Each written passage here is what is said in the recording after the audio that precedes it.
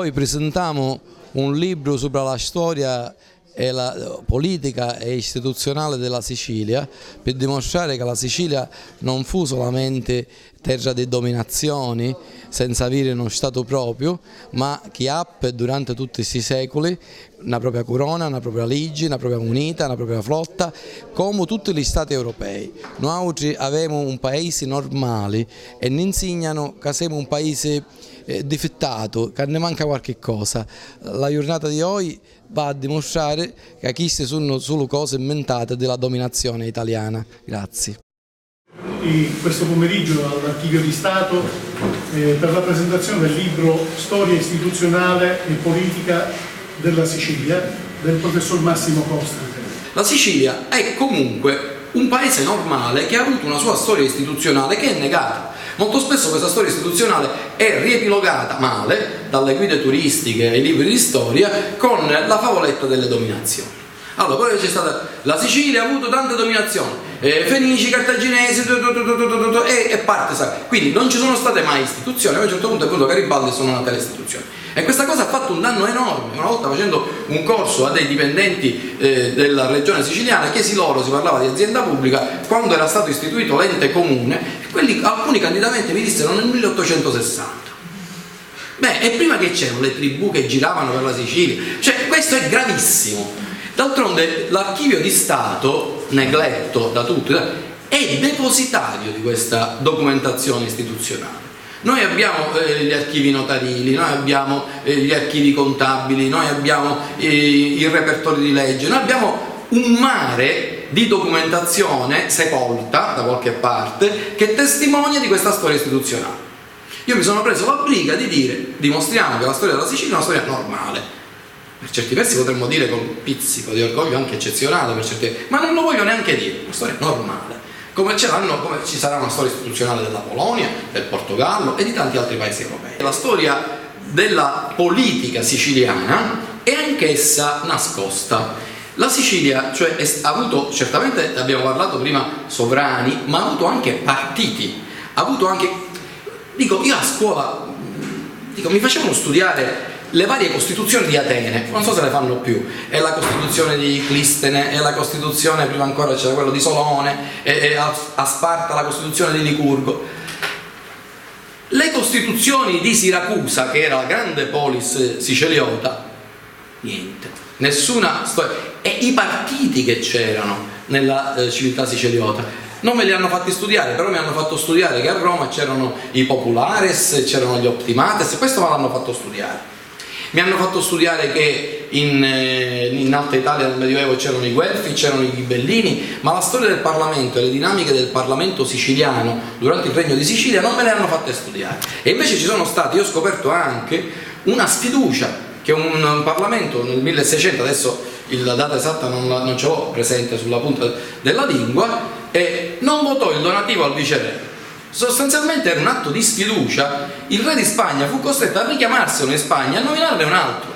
Quindi il Parlamento non aveva soltanto funzioni legislative e funzioni finanziarie, aveva anche funzioni politiche, persino nell'antico regime, per non parlare dei partiti nella Costituzione del 1812, del 1848, ma il tesoro nascosto è la politica contemporanea.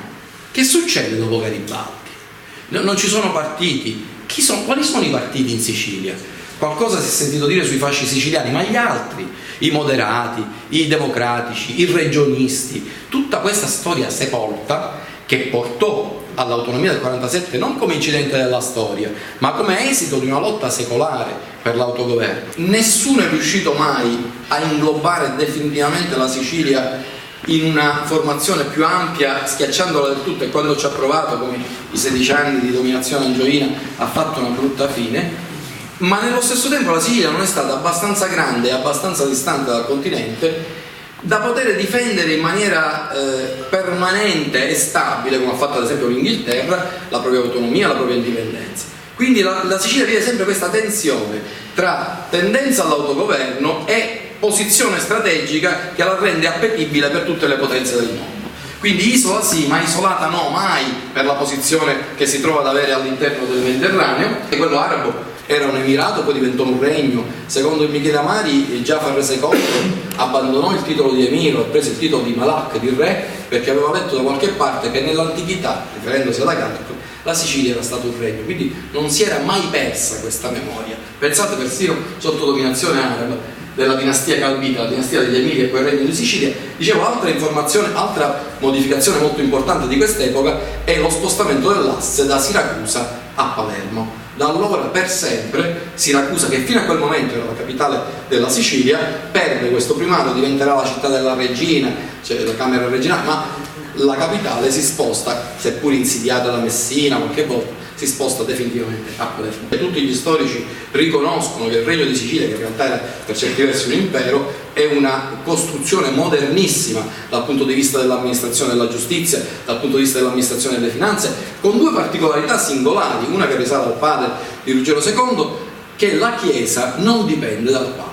La Chiesa dal 1059 fino al 1871, la Chiesa siciliana è autocefala e dipende dal re. Il re è Papa. Se andate alla cattedrale di Monreale, c'è il trono regale papale per Guglielmo II, il quale rappresenta il Papa in Sicilia a tutti gli effetti. Questa è una particolarità della Sicilia, cui avrebbe rinunciato solo Vittorio Emanuele II. E l'altra particolarità è il Parlamento, cioè la Sicilia ha nel 1130, dopo aver avuto delle assemblee che risalgono al 1099, ma sono solo assemblee di abbati, conti, dal 1130 ci sono anche i rappresentanti del popolo, seppure per ora cooptati e seppure con un potere solo consultivo, ma da allora in poi il Parlamento non ha solo funzioni legislative, ma funzioni costituzionali.